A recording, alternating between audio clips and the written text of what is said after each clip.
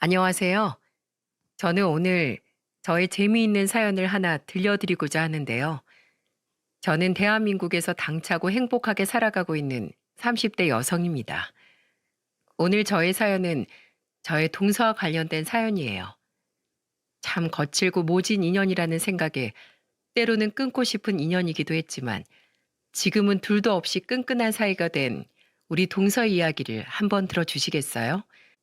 먼저 남편은 저희 회사 동료의 지인 소개로 만나게 되었어요.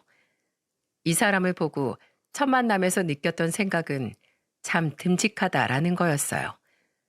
덩치도 좀 있었지만 사람이 행동하는 게 차분하고 행동이나 말 하나하나에서 신중한 사람이라는 생각이 확 들더라고요. 그래서 호감어린 마음으로 만나게 되었고, 다행히 이 사람도 절 좋아하게 되면서 저희는 만남을 쭉 이어갈 수 있었습니다. 거의 3년 정도 짧지 않은 연애 기간을 가지고 저희는 결혼을 하게 되었어요. 저희 엄마는 사람 보는 눈이 무척이나 까다로운 사람인데 이 사람을 처음 보자마자 너무 마음에 들어 하시더라고요. 저희 엄마가 어느 정도로 깐깐한 사람이냐면 평소 변호사라는 직업답게 늘 법에 민감하고 저희 역시도 매우 엄격하게 키우셨어요. 길거리에 쓰레기 하나 버리는 것도 절대로 용납이 안 되었고, 심지어는 저희가 학교 다녀와서 친구들 뒷담화하는 것도 엄마는 호되게 혼내셨던 분이었죠. 그만큼 사람 사는 도리에 민감하시고 법을 깐깐하게 지키며 사시는 분이셨기에 물건 하나를 사도 매우 까다로우신 분이었어요. 그런 엄마에게 제 남편이 마음에 들었다는 건 정말 사람이 진중하고 괜찮은 사람이라는 뜻이었기에 내심 속으로 뿌듯하기도 했었답니다. 또 시댁에서도 절 많이 예뻐해 주셨어요. 연애 기간이 길었기에 저희는 가족들 사이에도 자주 왕래를 했었는데 제가 시댁에 갈 때마다 늘 시어머니께서는 저를 이렇게 불러주셨죠. 아이고, 우리 이쁜이 왔네. 우리 아가 언제 내 며느리 되려나. 내가 입이 닳도록 내 아들 보고 빨리 우리 아가한테 장가가라고 했는데도 도통 내 말을 안 들어. 이 시엠이 아주 애가 달아, 애가. 감사해요, 어머님. 그래도 저희 조금씩 얘기하고 있으니까 조만간 저 어머님 며느리 될 거예요. 조금만 기다려주세요. 제가 얼른 시집 올게요. 그래, 그래. 예쁜 우리 아가. 시어머니는 늘 이렇게 애정 표현을 해주셨고, 시아버지는 말수가 적은 분이셨지만, 그래도 늘 행동으로 절 아껴주시는 게 보였어요. 그래서 저도 늘 시댁에 놀러 가면 제 집에 온 것처럼 마음이 편안해지곤 했었답니다. 무엇보다도 시댁에서 운영하고 있는 추어탕 집에 가서 식사라도 하면 늘 저희 부모님 것까지 사주시면서 사돈지간의 사이도 돈독했기에 저는 항상 복받은 사람이다 라는 생각이 가득했었어요. 근데 여기에서 딱 하나 흠이 있었다면 바로 저의 동서였습니다. 결혼 전에는 예비 동서였던 이 사람은 저랑 남편이 결혼한 시기보다 2년 먼저 시동생과 결혼을 했어요. 근데 이 동서가 참 철이 없고 골치 아픈 사람 중에 하나였어요. 평소 행실도 좀 가볍고 철이 없는 경향이 있어서 시어머니에게 한 번씩 꾸중을 듣는 걸 본 적이 있었는데 그 철딱서니가 저희 상견례 자리에서도 사고를 칠 줄 누가 알았겠어요?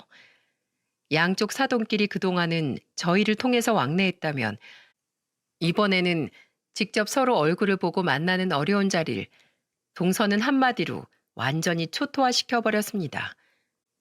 시부모님과 동서네는 저희 쪽 식구들보다도 먼저 도착해서 앉아 있었는데 부모님과 제가 그곳에 도착하자마자 동서는 딱 한마디를 주저없이 외쳐댔어요. 그것도 처음 보는 저희 엄마에게 손가락질을 하면서 말이에요. 어? 저 아줌마 혹시 옆집 파출부 아줌마 아니에요? 맞죠, 맞죠? 며칠 전에 저 마주쳤잖아요. 매번 볼 때마다 마트에서 장 봐서 들어가는 것 같던데 파출부 아줌마 아니에요? 맞죠, 맞죠? 저 자주 마주치셨잖아요. 거기 옆집 주인은 젊어가지고 지금 임신해서 배불러 있는데 그래서 거기 살림 봐주는 거예요? 어머, 진짜 세상이 왜 이렇게 좁아? 진짜 웃기다. 우리 옆집 파출부 아줌마를 우리 시댁 식구 사부인으로 만난다는 게 웬 말이에요? 아유, 우리 집 격이 이렇게 떨어지나? 아무튼 진짜 재밌다.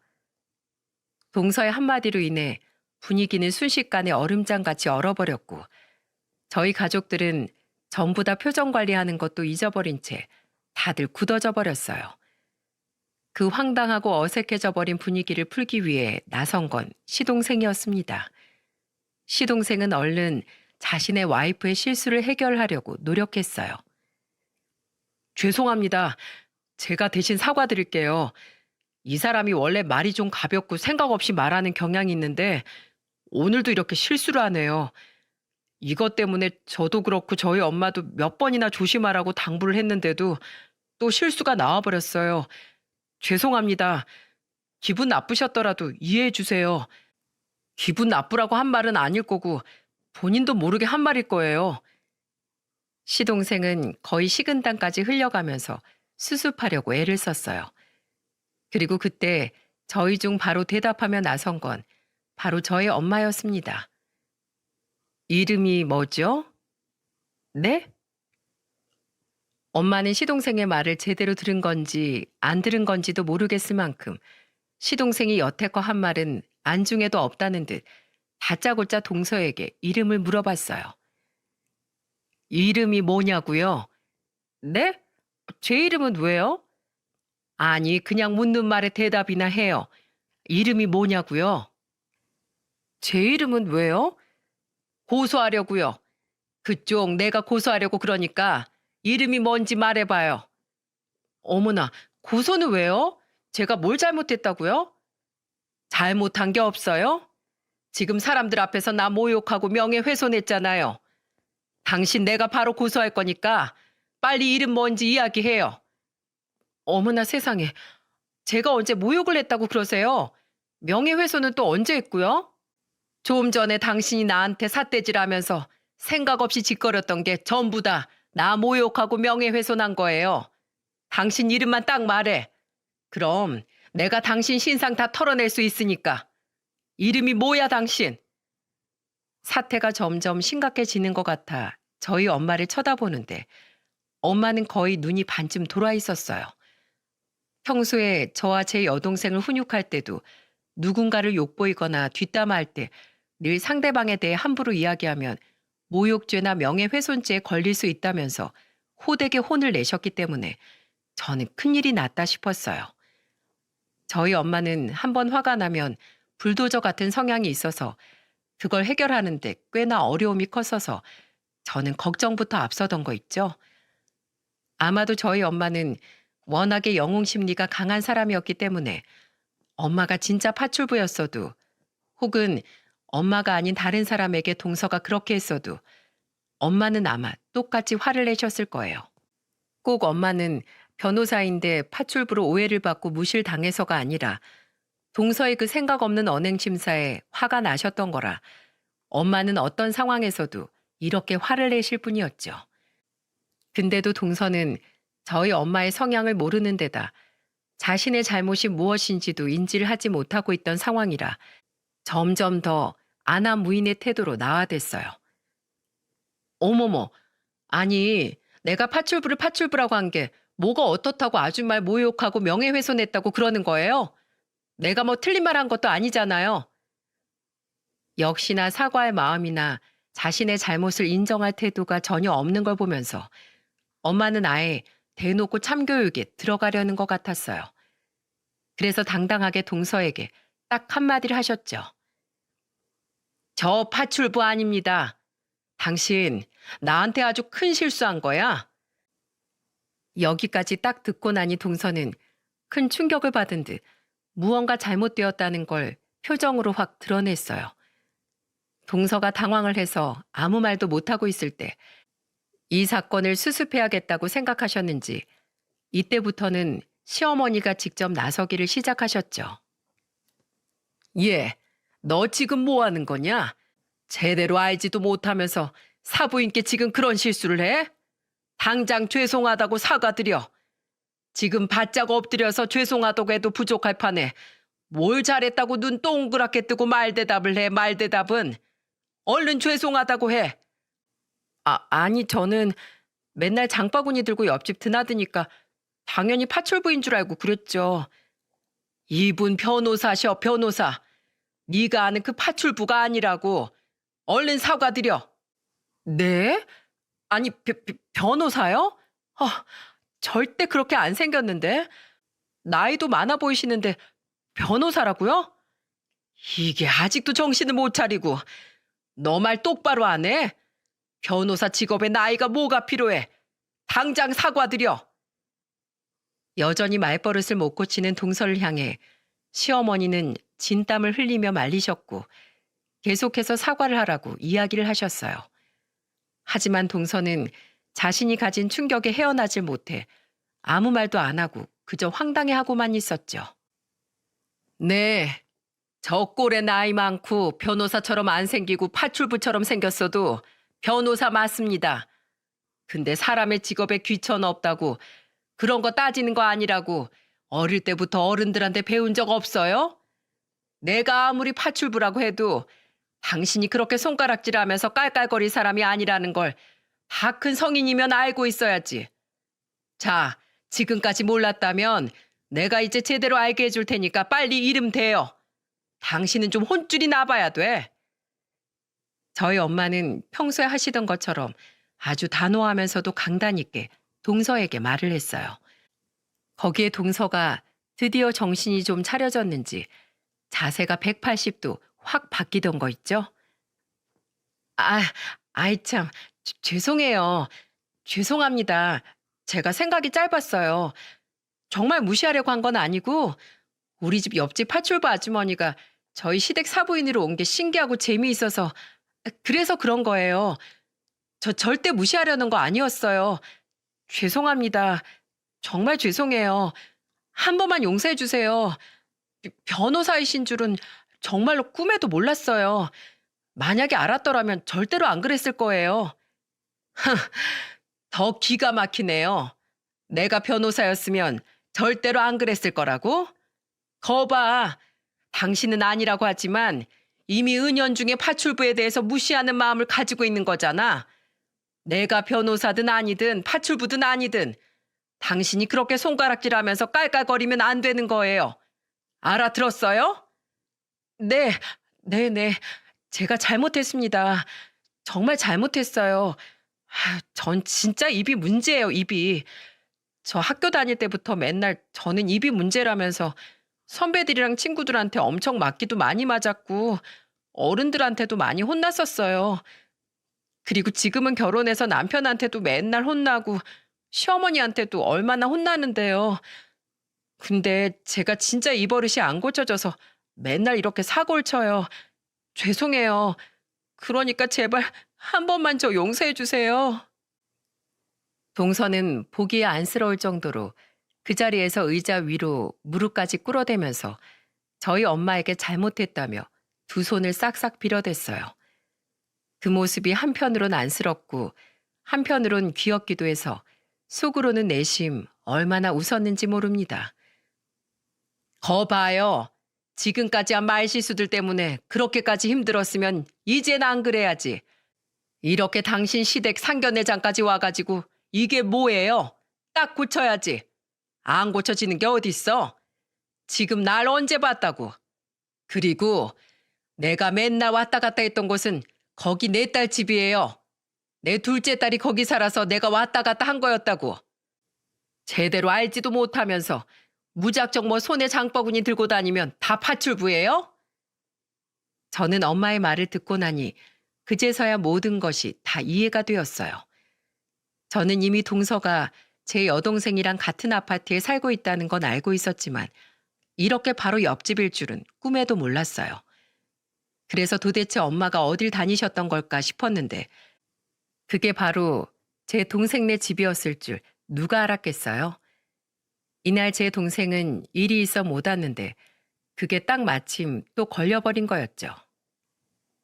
게다가 시댁에서는 이미 저희 엄마 아빠 직업에 대해 다 알고 계셨는데 그걸 동서 귀에까진 안 들어갔던 거였어요. 그러니 동서는 매일 그냥 평범한 옷차림으로 엄마가 장바구니 들고 옆집에 들어가니까 그걸 친정엄마라고는 생각을 못하고 파출부라고 생각을 했던 거였고요. 그래도 참 동서의 발상이 황당하긴 하지만 어디까지나 웃기고도 어이없는 황당한 에피소드라는 사실에 저는 속으로 내심 웃기기까지 했습니다. 하지만 동서는 정말로 제대로 저희 엄마에게 혼쭐이 났기 때문에 그 자리에서 눈물을 펑펑 쏟아대며 그동안 자신의 입방정 때문에 크게 당했던 일들을 막 이야기하며 한 번만 봐달라고 사정을 해댔어요. 근데 거기에서 저희 엄마도 호락호락하지 않은 사람이라 아주 동서 참교육을 제대로 시켜주었죠. 제가 정말 잘못했어요. 그러니까 제발 고소만은 말아주세요.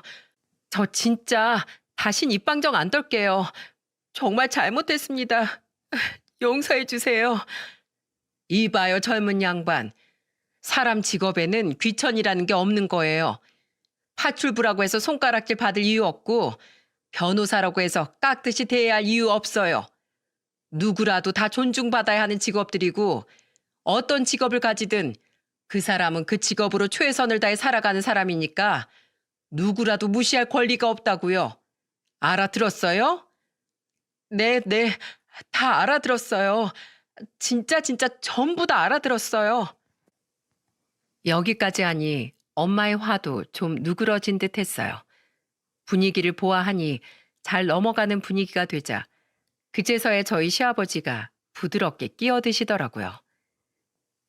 사부인, 제가 죄송하게 되었습니다. 아이가 심성은 곱고 착한데 이렇게 한 번씩 말실수를 하네요. 저나 제 안사람이나 교육을 단단히 시키고 있으니 이번 한 번만 너그럽게 넘어가 주실 수 있을까요? 네, 제가 사돈어른 봐서 이번은 그냥 넘어가겠습니다. 하지만 또 이렇게 나중에 실수가 나오게 되면 그때는 저도 그냥 넘어갈 수 없을 것 같네요. 특히나 이제 앞으로 제 딸도 시집가면 식구가 늘어나는 건데 지금 모습으로 봐선 한 번은 꼭 말 때문에 일 생길 것 같은데 본인이 알아서 단돌이 잘하도록 잘 가르쳐 주세요. 물론 제 딸아이도 똑같은 실수하게 되면 그 자리에서 바로 혼내주시고 저한테 말씀해 주십시오. 그럼 제가 책임지고 훈육하겠습니다. 다 큰 성인이어도 고쳐야 할 것이 있으면 고치고 혼나야 할 것이 있으면 혼나야 하는 거니까요. 예. 옳은 말씀이십니다. 저희도 비록 이 아이들에게는 시부모지만 그래도 부모 노릇 톡톡히 잘 해보겠습니다. 우리 사부인께서 정말 어지고 현명하신 분인 것 같아 저희는 마음이 놓이네요. 우리 아들 정말 좋은 집으로 장가가는구나 싶어서요. 물론 저희도 앞으로 우리 며느리 될 아이 정말 지극정성으로 아끼겠습니다. 그거 하나만큼은 믿어주세요. 네, 그렇게 말씀해 주시니 감사합니다. 시아버지 현명한 말씀에 저희 엄마의 화는 다 풀린 듯 했어요. 덕분에 다시 원래 가져야 했을 부드러운 분위기로 바뀌면서 저희는 좀 더 편안해진 분위기 속에서 식사를 마칠 수 있었답니다. 그렇게 폭풍 같던 상견례가 끝나고 나서 그 뒤로는 동서를 볼 일이 거의 없었기에 저희는 무사히 결혼까지 할 수 있었어요. 결혼해서는 시댁 근처로 가서 집을 얻어 살았는데 시어머니는 수시로 오셔서 저희 집에 반찬도 만들어다 주시고 맞벌이하는 저희 두 부부를 위해 청소까지 해주시면서 정말 저에게 잘해주셨답니다. 근데 딱 하나 또 흠이 있었다면 그건 바로 동서였어요. 동서는 저희 엄마에게 말로 그렇게 호되게 혼나놓고도 정신을 못 차렸더라고요. 명절에 다 같이 모여 있을 때 동서는 또 한 번의 사고를 쳤습니다. 동서네는 맞벌이인 저희 집과는 달리 동서는 집에서 살림을 하고 시동생 혼자 나가서 일을 하고 있었는데 글쎄 동서가 맞벌이하는 저희 집에 시어머니가 오셔서 청소해 주시는 걸 못마땅해 하면서 시어머니에게 이렇게 말을 하는 거 있죠. 어머니, 저번 저희 가족 모임 때 형님이랑 두 분이서 대화하는 거 얼핏 들었는데요. 어머니 혹시 형님네 집에 가셔서 청소도 해주시고 그러세요? 왜? 얘네는 둘 다 직장 다니느라 바쁜 애들이잖니. 자주는 아니어도 한 번씩 반찬 가져다 주러 가면서 간 김에 청소 좀 해주고 했지. 근데 그건 왜? 어떻게 그러실 수가 있으세요? 저희 집에서는 청소 한 번도 안 해주셨잖아요. 저도 청소해주세요. 저도 하루 종일 살림하는 거 힘들어요. 저도 청소해주세요. 저희 집에도 오셔서 청소해주고 가시라고요. 뭐야? 얘, 너는 대체 얘가 생각이 있는 거냐 없는 거냐? 나이 많은 시애미를 오히려 도울 생각을 못하고 집 청소를 해달라고 떼를 써? 철딱서니가 있는 거냐 없는 거냐? 그리고 너야말로 내 집에 와서 한 번이라도 청소를 해보길 했니? 아니면 설거지를 해보길 했니? 맨날 힘들다고 우리 집에 와선 밥만 얻어먹고 설거지는 죄다 지 남편 시키고 거기다가 반찬을 한 번 해다 주면 그릇이라도 한 번 가지고 오는 법도 없으면서 어디서 청소까지 해달라고 해? 내가 네 가정부냐? 가정부야? 첫째는 내가 반찬 가져다 주면 꼭 그날 주말에 내가 반찬 싸줬던 통에 꼭 뭐라도 하나 꽉꽉 채워가지고 다시 가지고 와. 그리고는 본인이 알아서 우리 집안일 다 도와주고 간다. 근데 넌 반찬을 해다 줘도 고맙단 소리 한 번 한 적 있냐? 어디서 날 가정부 부리듯 부리려고 들어. 너넨 앞으로 반찬도 없을 줄 알아. 이 괘씸한 것 같으니라고. 시어머니는 동서의 이야기에 화가 잔뜩 나서 말씀을 하셨어요. 시어머니의 성난 말에 동서는 금세 시무룩해져서는 바로 시어머니에게 꼬리를 내리던 거 있죠. 아, 그런 거였어요? 그런 거면 진작 말씀을 하시죠. 그럼 저도 빈통 가지고 왔죠. 아니, 그래도 어머님이 우리 집에 오실 때마다 그 통들 알아서 잘 챙겨가시길래 전 그냥 그래도 되는 줄 알았어요. 그리고 저는 주말마다 오는 건 솔직히 좀 어려우니까 그냥 저희 집 청소나 반찬은 제가 알아서 할게요. 제가 또 말실수를 했네요. 죄송해요. 시어머니는 어이없는 동서의 태도에 더 이상 할 말이 없는지 한숨을 푹 쉬시고는 다른 곳으로 가버리셨어요. 저는 동서에게 더 할 말이 없어서 그냥 거실에 앉아서 TV나 보고 있었죠. 근데 동서는 말실수도 많이 하는 사람이 말은 어찌나 많은지 거실로 따라 나와서는 쉴 새 없이 말을 하는 거예요. 사람이 긍정적인 건지 아니면 생각이 없는 건지 모르겠지만 동서는 정말 시도 때도 없이 말을 했고 그 말을 하면서도 계속 자잘한 실수들이 나와 시아버지가 혼을 내고 시어머니가 혼을 내는데도 기가 죽는 법이 없었죠. 정말 어쩜 그렇게 사람이 한결같은지 나중에는 존경스럽기까지 하더라고요. 동서의 입방정에 관한 에피소드는 그것만 있는 게 아니었어요. 한 번은 시어머니께서 가족들 다 같이 주말에 불러 밥을 차려주신 적이 있었어요. 그때 주방에 들어가서 한참 거들어드리고 있는데 동서는 지금까지 주방 쪽에는 들어와 보지도 않다가 거의 식사가 다 만들어질 때쯤 들어와서는 하는 소리가 아주 과간이었죠. 동서는 시어머니가 열심히 끓여주신 돼지 김치찜을 한번 맛보더니 감히 상상도 못할 말을 해버렸어요. 어머나, 어머님, 진짜 이제 나이가 들어서 노망 나시는 거 아니에요? 음식이 너무 짜요. 사람이 나이가 들면서 입맛도 변하고 손맛도 변한다더니 그 짝이 딱 어머니네요. 아니, 전엔 이러지 않았는데 음식이 왜 이렇게 이상해졌어요? 어머니 치매 걸린 거 아니겠죠? 거기다가 이거 비주얼이 무슨 이거 개죽도 아니고 왜? 전 이거 한 번 먹고는 더 못 먹겠네요. 이걸 매일 먹어야 하는 우리 아버님 불쌍해서 어쩐대요? 우리 어머니 앞으로 고스톱 좀 많이 치셔야겠다. 제가 자주 와서 쳐드릴게요. 저 고스톱 하나는 진짜 잘 치잖아요. 저는 이 말을 들으면서 내내 경악을 할 수밖에 없었습니다. 그리고 동서 입에서 말이 쏟아져 나옴과 동시에 계속적으로 울그락불그락 변해가는 시어머니 얼굴을 보면서 저는 정말 옆에서 동서를 말리려 했지만 도통 들어먹질 않았어요. 동서, 무슨 말을 그렇게 해. 내 입에 맛있기만 한데 뭘.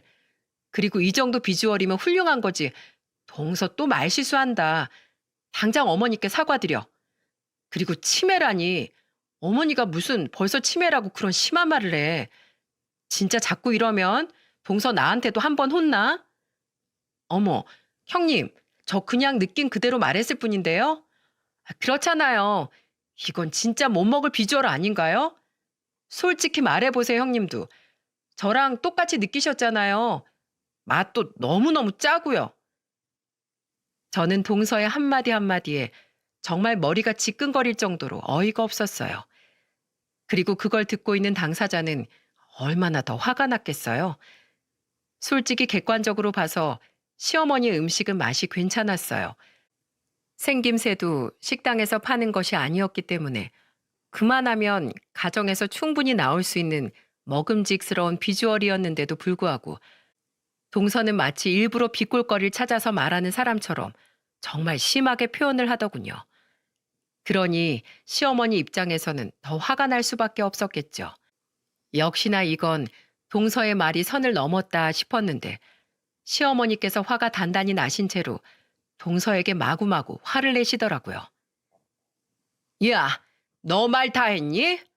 그래, 네 시애미 노망 나서 너 참 좋겠다.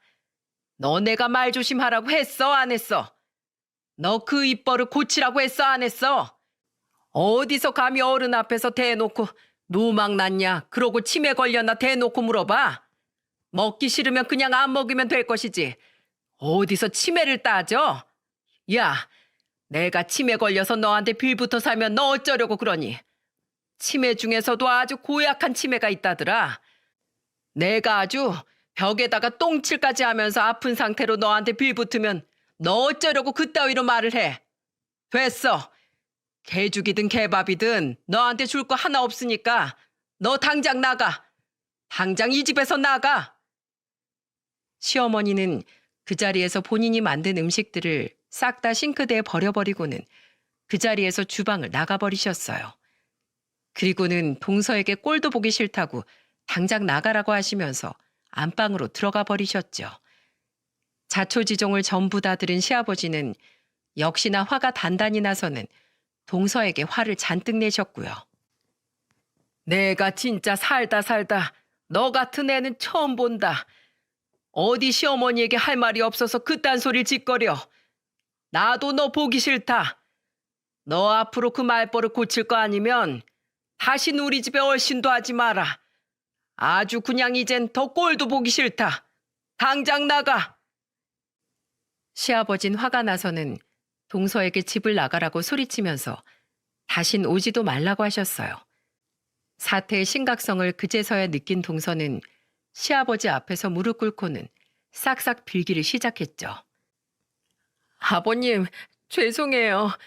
제가 또 실수한 거예요? 아이 참, 저 진짜 악의 없이 한 거예요. 그냥 웃자고 농담한 거였는데 어머님이 진짜 치매였으면 그런 소리도 안 했죠. 그리고 저는 어머님이 너무 편해서 그냥 정말 편하게 이야기한 건데 저 다시는 안 그럴게요. 그러니까 화 푸세요. 제발 좀 쫓아내지 말아주세요. 내가 누누이 얘기했지. 너 그 말버릇 고치라고. 아무리 사람이 좋아도 그렇지 말이야. 할 말 못할 말 구분 못해? 다 큰 어른이면 눈치라도 봐가면서 말을 해야 할 것 아니야. 됐다. 꼴도 보기 싫으니까 당장 나가. 시아버지는 정말 화를 풀 마음이 없는지 동서에게 나가라고 소리쳤어요. 시동생과 저희 부부는 사태가 심각함을 느끼고는 동서를 데리고 얼른 나왔습니다. 동서는 밖에 나와서는 한참을 울어댔어요. 저희 부부 역시 동서의 잘못이 너무나도 큰 것을 알았기에 더 할 말이 없어 시댁으로 돌아가 시어머니 기분을 좀 풀어드린 뒤에 집으로 갔습니다. 아마 그날 시동생이 고생을 좀 많이 했을 거예요. 그리고 그날부터 시작해서 시동생과 동서는 시어머니와 시아버지의 화를 풀어드리기 위해 매일같이 시댁으로 찾아간 듯 했어요. 남편과 시동생이 통화하는 걸 들었는데 시동생이 동서에게 이번에 자기 부모님께 제대로 사과 안 드리고 그 말버릇 안 고치면 바로 이혼이라고 으름장을 내놨나 보더라고요. 그래서 둘이서 매일같이 찾아가 싹싹 빌어서 결국엔 용서를 받은 듯 했죠. 그 덕에 한동안 동서는 시댁에 와서도 말 한마디 안 하고 조용히 왔다가 갔었어요. 동서의 말실수가 없으니 어찌나 시댁이 평화롭던지 앞으로는 계속해서 이렇게 평화롭겠다 싶었습니다. 하지만 사람은 망각의 동물이라고 우리 동서는 또다시 기가 죽었던 게 살아나 조금씩 조금씩 말이 늘어가고 있었죠. 하지만 여전히 시어머니 앞에선 찍소리도 못하고 오직 제 앞에서만 말이 많아지길 시작했어요. 저는 또 일부러 시댁에서 소란을 피우고 싶지 않아 동서가 말실수를 하는데도 몇 번이고 참아주었습니다. 동서는 참 다채롭게 본인의 말실수를 인지 못하고 저를 열받게 해댔어요. 형님은 진짜 옷빨이 너무 안 받는 것 같아요. 형님은 허리가 통짜라서 그런 원피스 입으면 진짜 이상해 보여요. 꼭 뭐랄까, 남자가 옷 입은 것 같다고 해야 할까나? 뒤에서 보면 여장 남자인 줄 안다니까요. 그러니까 형님은 그냥 투피스 같은 거 입으세요.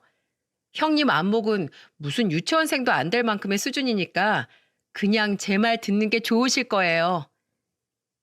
이건 뭐 조언을 해주는 건지 아니면 사람 꼽을 주는 건지 헷갈릴 만큼의 이야기라 저는 화를 내야 하나 말아야 하나 고민스럽기까지 하더라고요.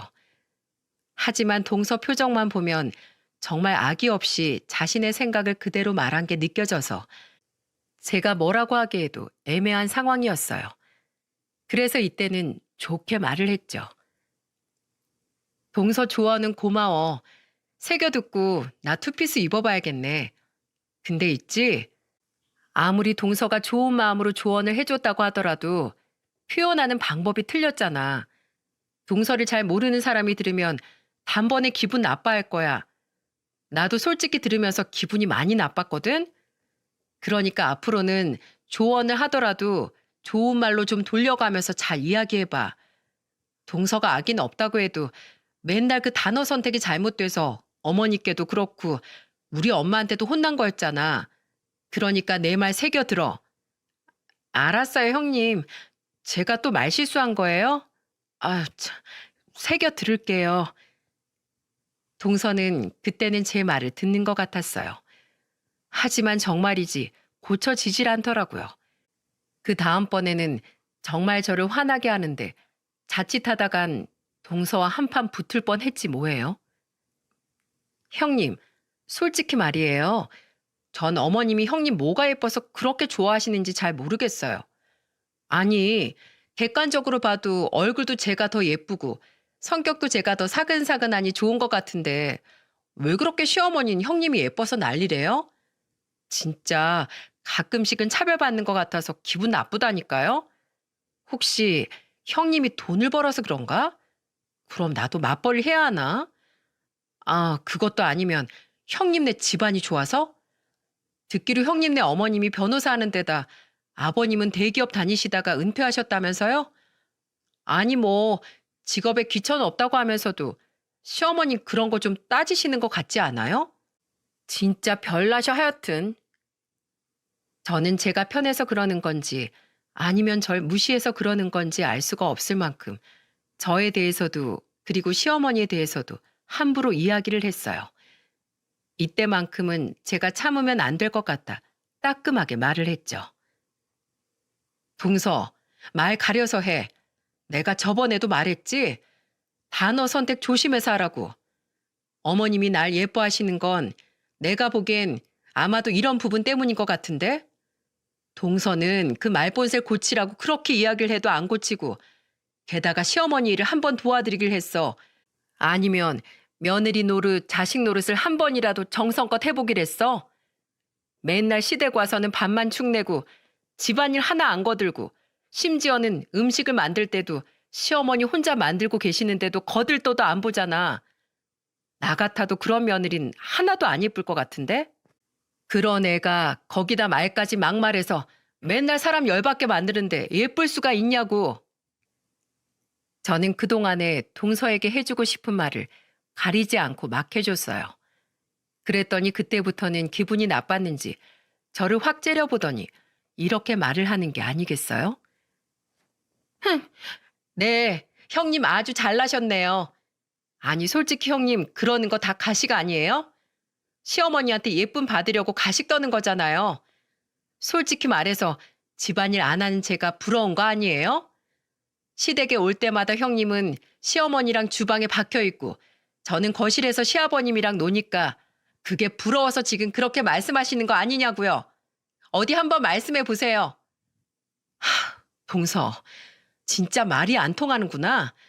아예 안 될 사람이었네. 입 아프게 말한 내가 잘못이다. 내가 잘못이야. 됐어. 그냥 동서는 그대로 살아. 남들한테 미움을 받든 말든 사랑을 받든 말든 다 자네 자업자득이니까. 저는 더는 말도 섞고 싶지 않아서 시어머니가 확 나가버린 것처럼 그대로 나가버렸습니다. 하지만 동서는 멈추질 않았어요. 그날 이후로 또 금세 기분이 혼자 풀려서는 글쎄 저한테 돌이킬 수 없는 실수를 하지 뭐예요. 그때는 가족들끼리 또 모임이 있던 날이었어요. 시댁으로 가서 한창 밥을 다 먹고 남편들 2명은 설거지를 하고 시어머니와 시아버지는 두 분이서 오랜만에 심야 영화 보러 다녀오시라고 데이트를 보내드린 날이었죠. 저는 거실에서 TV를 보면서 남편들의 설거지가 다 끝나기를 기다리고 있는데 그때를 틈타서 또 동서가 저한테 말을 걸기 시작하더군요. 그리고 동서의 말에 저는 참을 수 없는 분노를 느끼며 그 아이의 머리 끄댕이를 잡아 뜯을 수밖에 없었죠. 형님, 근데 제가 아직도 안 잊혀지는 게 진짜 형님네 어머니 대단하신 분인 것 같아요. 형님은 그동안 어떻게 사셨어요? 솔직히 저 그때 형님네 어머니 정말 너무너무 무서웠거든요. 저 같으면 그런 집에서 절대 못 살아요. 아마 몇 번이고 가출했을지도 몰라요. 아우, 지금 생각해도 무시무시하네. 형님네 어머님 옛날에 왕따 아니었을까요? 그런 성격에 변호사 하신 것도 아마 학창시절에 성격이 워낙에 세서 친구가 없어 공부만 해야 하니까 그랬을 것 같지 않아요? 왜 있잖아요. 학교마다 꼭 한 명씩 겉도는 애. 아마 형님네 어머님이 그런 쪽이셨을 것 같아. 그래도 뭐 본인에겐 좋겠네요. 친구는 잃었어도 직업을 얻었으니. 저는 이 말을 듣고 지금 내가 들은 말이 전부 제대로 들은 게 맞나 싶은 생각이 들더라고요. 거의 정신이 혼미해질 정도의 말이라 저는 정신을 차리기 위해서 잠시 뜸을 들이고 있었죠. 근데 동서의 말 폭격은 거기에서 끝나지 않았습니다.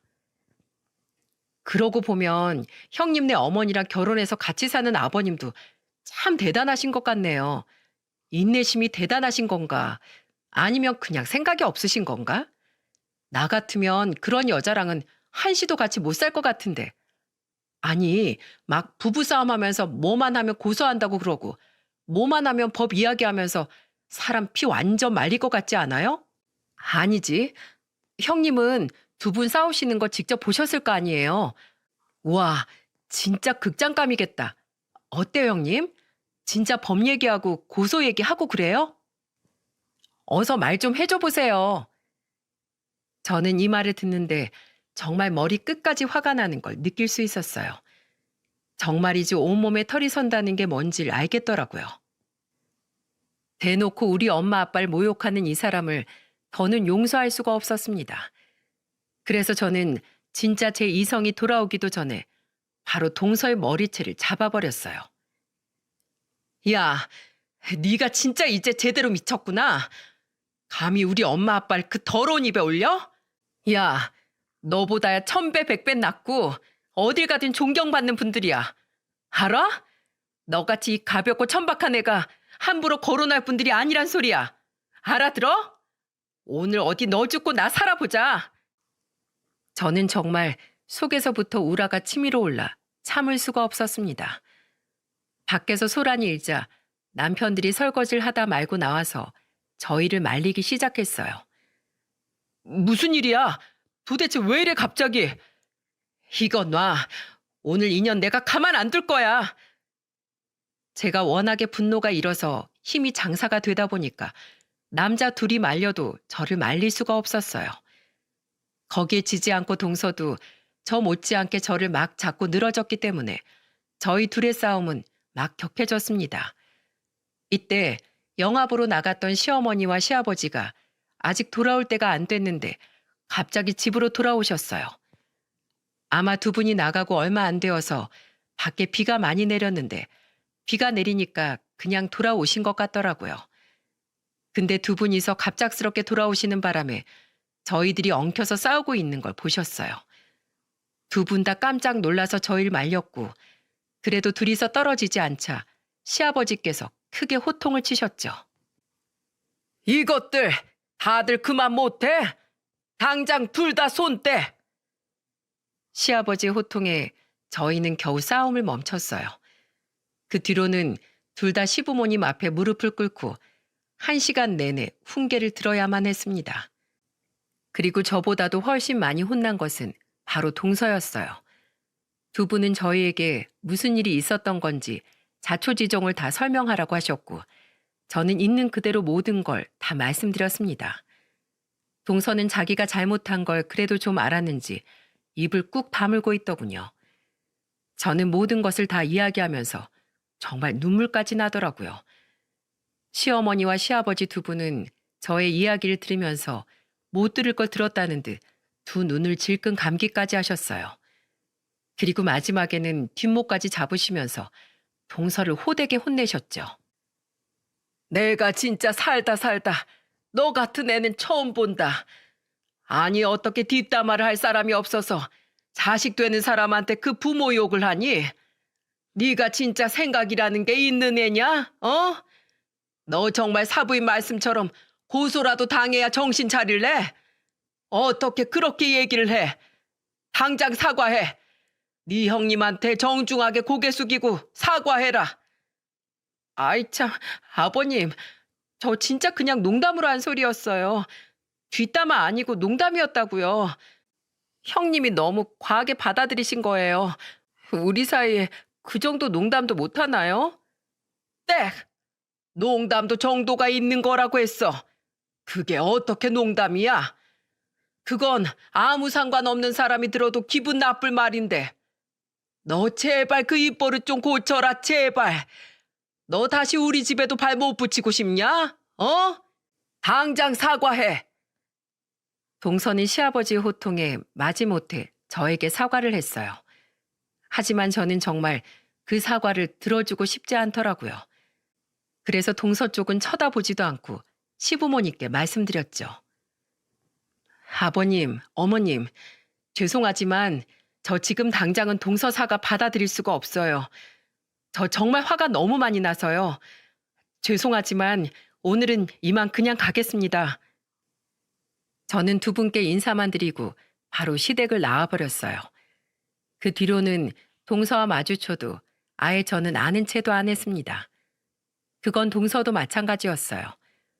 지금 누가 화를 내야 하는 상황인데 저한테 적반하장으로 나오는 것도 참 기가 막히더라고요. 그 시간이 꽤나 오래 갔었어요. 시댁 모임이 있을 때마다 저희 둘 때문에 다들 불편해하셨지만 저는 먼저 풀 생각은 전혀 없었습니다. 근데 시어머니께서 보다가 안 되겠는지 특단의 조치를 취하시더군요. 시어머니는 갑작스럽게 저희 둘을 호출하셨고 물 좋은 계곡으로 저희 둘을 부르셨어요. 그리고 딱 한마디 하시더라고요. 너희 둘 다 술 마셔야 할 수도 있으니까 차 끌고 오지 말고 택시 타고 와라. 늦지 않게 와. 저희는 둘 다 그 말에 택시를 타고 어머님이 호출하신 계곡으로 갔습니다. 그리고 시어머니는 저희 둘을 보자마자 마주보고 앉히시고는 말씀하셨어요. 자, 니네 오늘 여기서 다 풀어라. 제발 풀어. 도대체 뭐가 불만이야? 첫째 너는 왜 아직도 화가 안 풀린 거고 둘째 너는 뭘 잘했다고 형님한테 기를 팍팍 쓰고 있는 거냐? 어? 오늘 둘 다 아주 마음에 안 드는 거 다 말하고 제발 풀어. 이 자리에서 끝내라. 안 그럼 이젠 내가 니네 얼굴 안 본다. 시어머니는 아주 독하게 저희에게 말씀을 하셨어요. 단단히 마음을 먹으신 것 같더라고요. 저는 어떻게 해야 하나 속으로 한참 고민을 하던 찰나에 동서가 먼저 운을 떼던 거 있죠? 그리고 그 이야기를 들으면서 저와 시어머니는 숙연해질 수밖에 없었죠. 왜냐하면 동서가 지난날에 받은 상처에 대해서 이야기를 했거든요. 저 사실은 부모님 없이 할머니, 할아버지 손에 자랐어요. 엄마, 아빠가 이혼을 했는데 엄마는 재혼해서 떠나버리고 아빠는 아주 가끔 저를 보러 오셨을 뿐이었어요. 어머님도 제가 친엄마 없는 건 아셨잖아요. 그래서 부모의 사랑이라곤 제대로 받아본 적도 없었어요. 대신 우리 할머니, 할아버지가 저를 오냐오냐 키워줬는데 제가 무슨 말을 해도 무슨 행동을 해도 다 그냥 예쁘다 예쁘다 해주니까 진짜로 그런 줄만 알았어요. 그래서 뭐가 잘못된 건 줄도 몰랐고요. 저는 그냥 누구랑 친해지고 싶으면 말을 많이 하게 되는데 그게 자꾸만 저도 모르게 실수로 나오는 것 같아요. 정말 죄송해요. 저 근데 진짜로 다 악의가 있어서 그런 건 아니었어요. 죄송해요, 정말. 동서는 정말 진심으로 뉘우친 것처럼 이야기를 했어요. 그래, 맞다. 둘째네는 엄마가 안 계셔. 그래서 아마도 그날 사부인한테 혼날 때 많이 무서웠을 게야. 내가 아무리 부모의 사랑으로 주고 싶다고 해도 부족한 게 많겠지. 그러니 첫째 네가 많이 이해해줘라. 그리고 둘째 너도 또 깨달았으면 이제 좀 고치고.